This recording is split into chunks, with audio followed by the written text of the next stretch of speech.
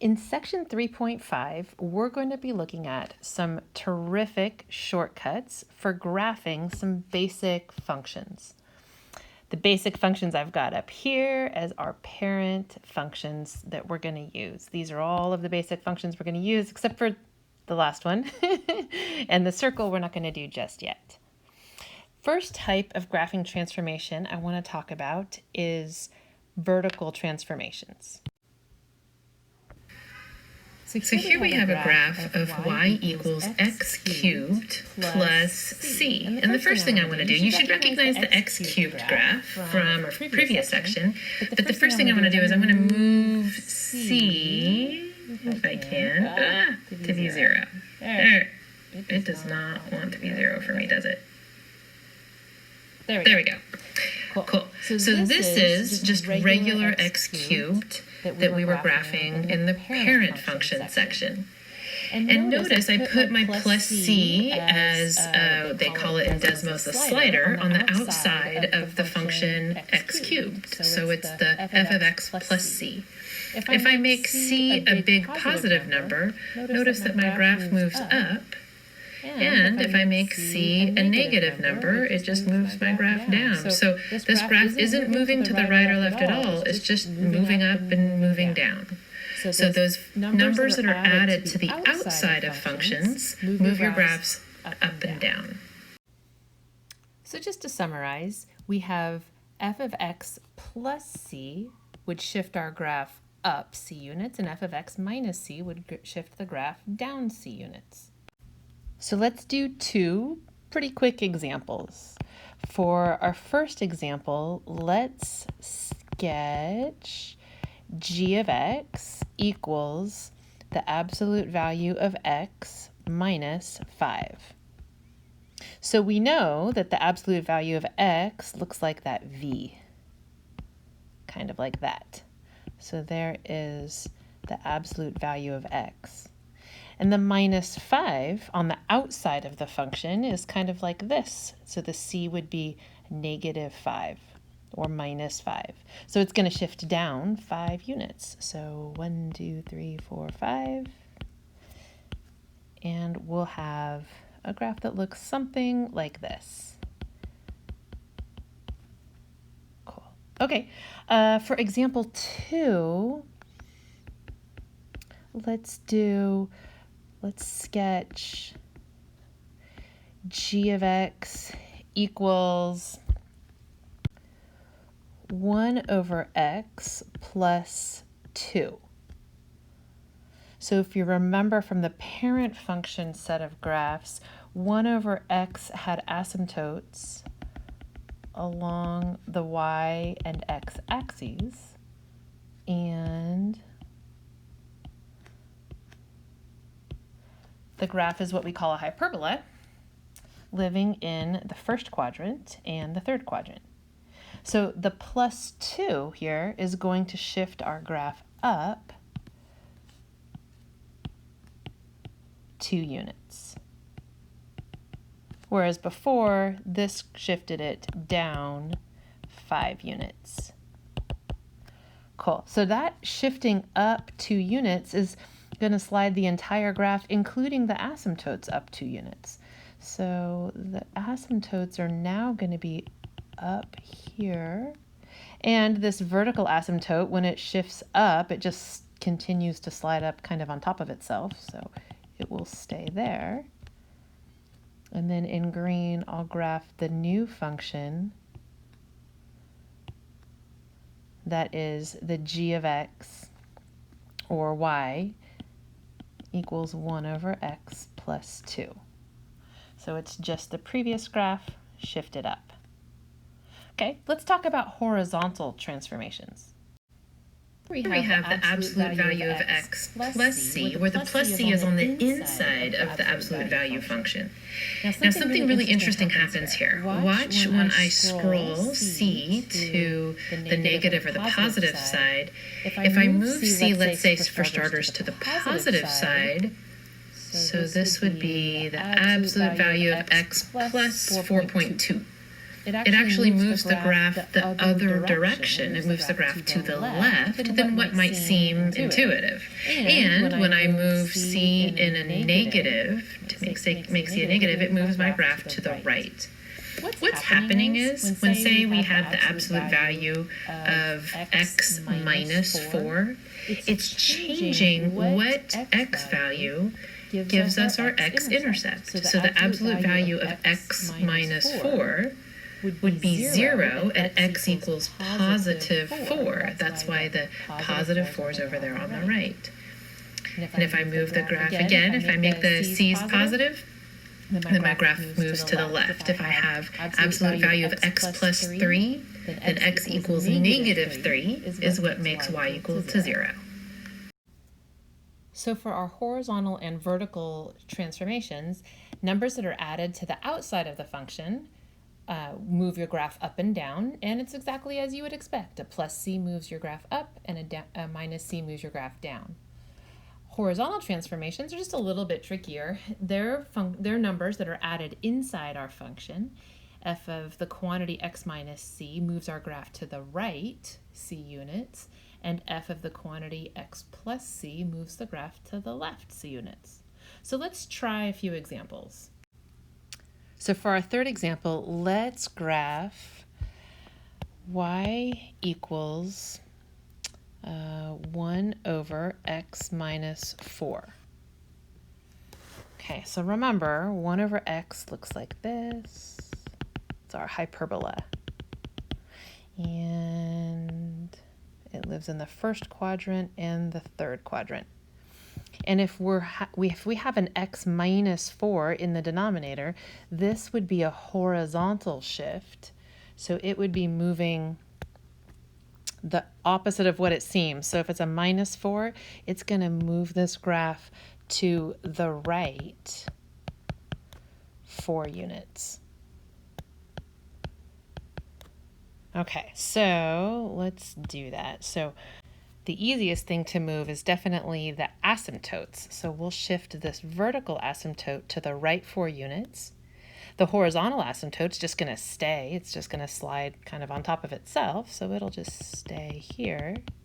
And now looking at those green asymptotes, drawing in my function, I have a rough sketch of 1 over x minus 4. Okay, so my answer is the green graph right there. Let's try the next one without doing the parent function. So let's say, for example 4, let's say we graph y equals x minus 1 squared. That's it. Okay, so we should know that y equals x squared, the parent function, is the parabola opening up, and the minus 1 moves our graph to the right 1 unit. So this graph should look like this. 1 unit scooched to the right, and there's our parabola. Okay, let's try another one. Let's go to purple. So let's do, for example 5, let's sketch y equals the square root of x minus, let's make it a plus, 3 minus 2. Okay, y equals the square root of x plus 3 and then minus 2. So let's see, we've got the parent graph is the rainbow, the half a rainbow, the square root of x.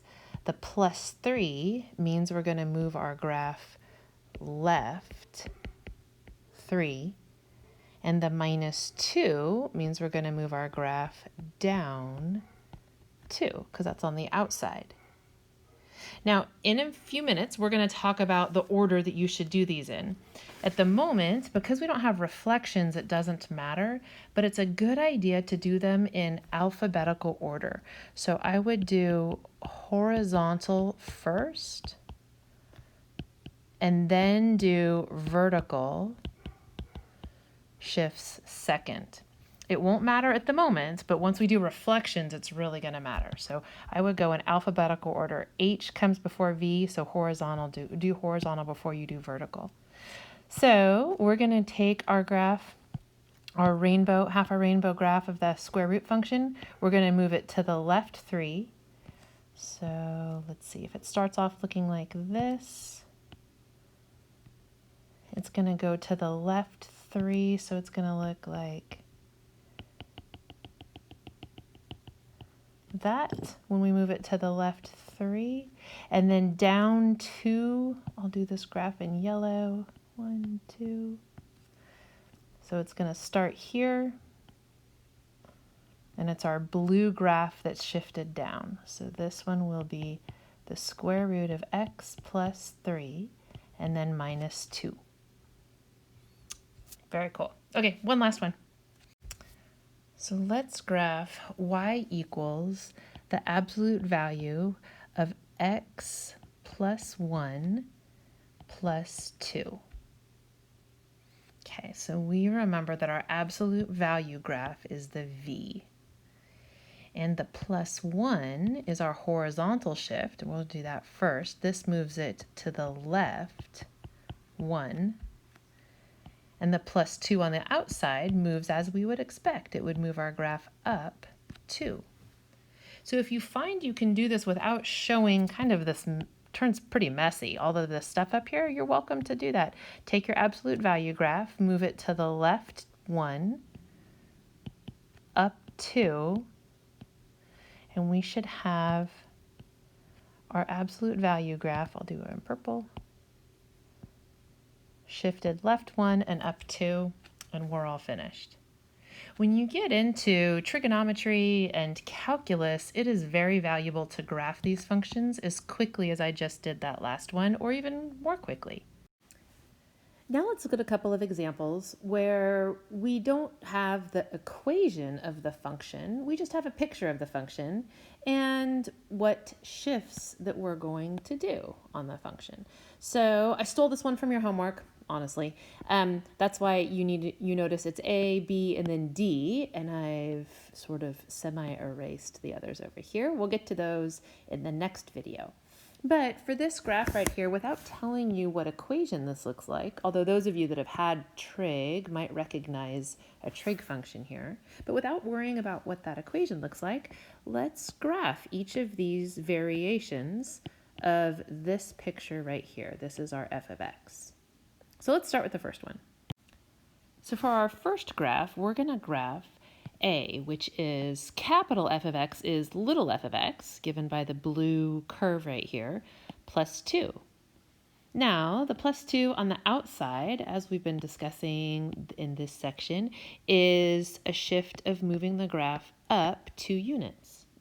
So I need to shift that graph up 2 units, and you know what I'm going to do? I'm just going to shift each of these points they give us up 2 units. So let's see, here at negative 6 pi and 0, I'm going to move up to 2.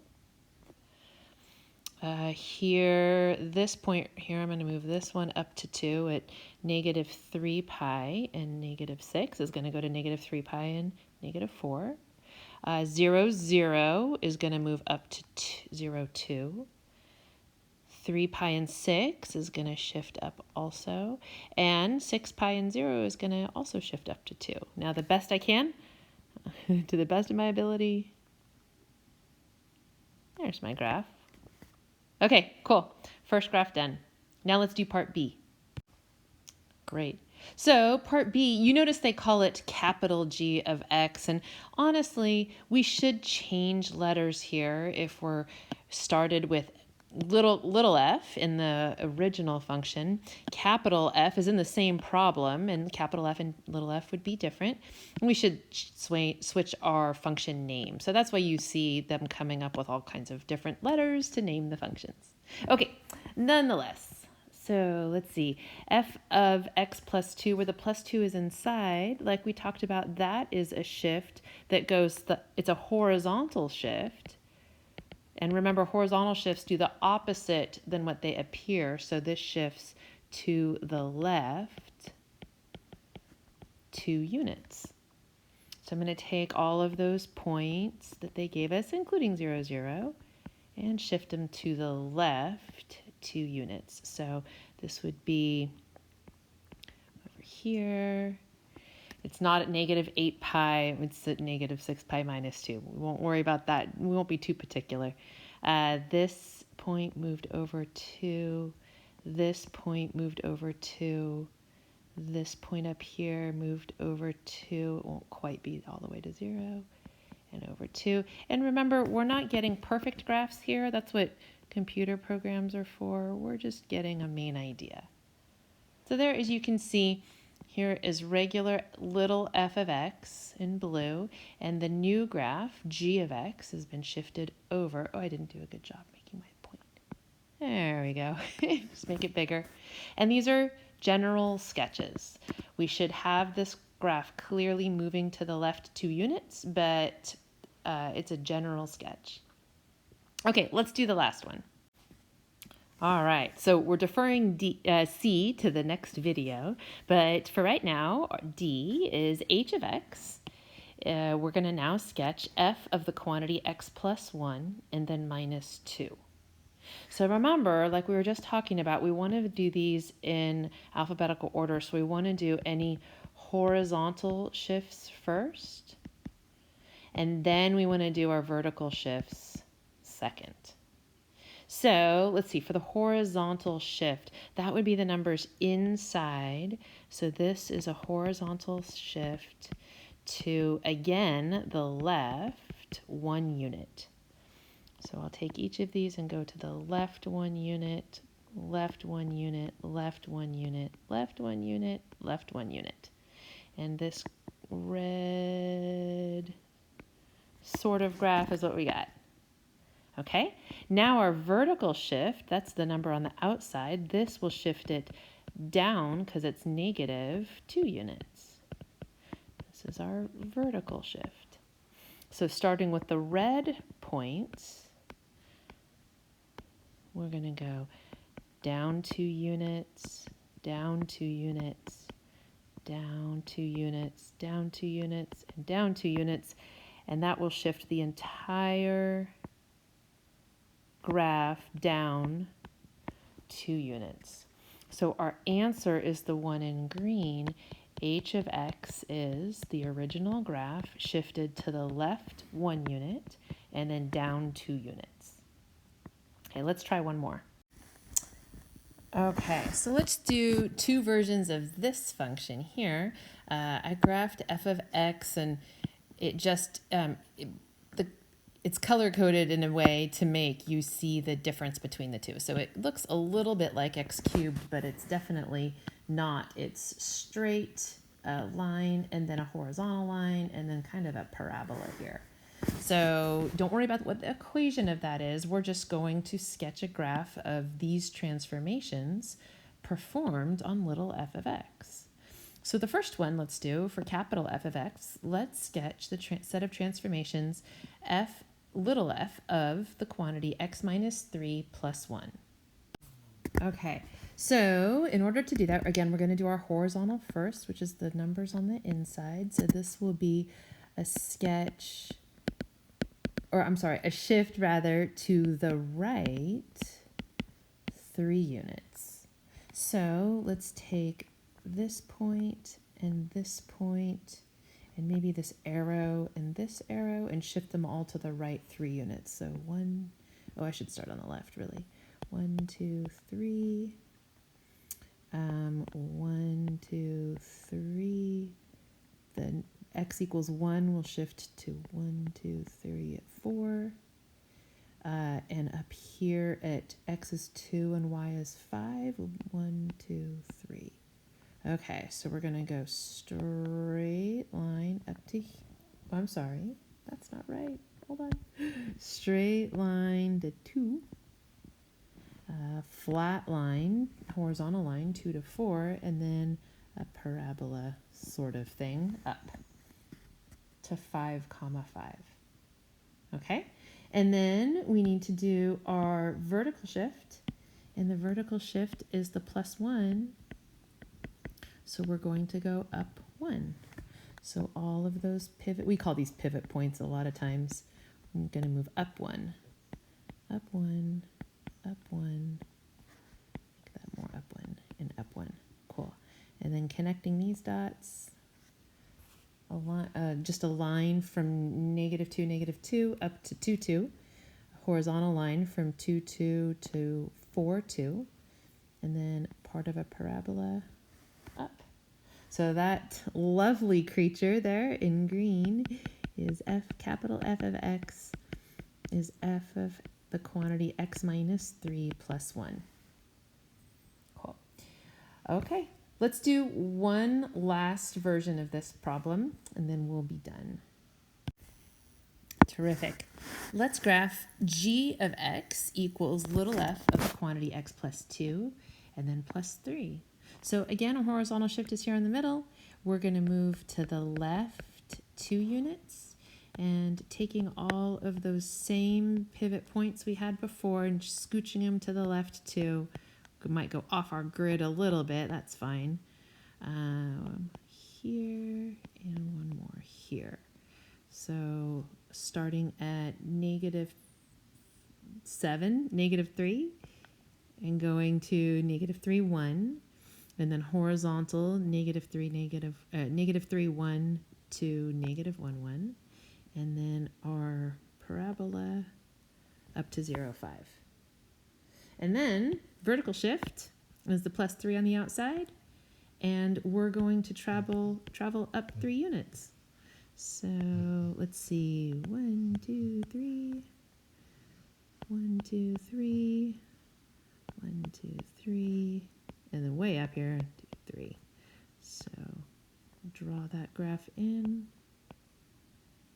And there's our answer. G of x in green is f shifted to the left 2 and then up 3. Very cool.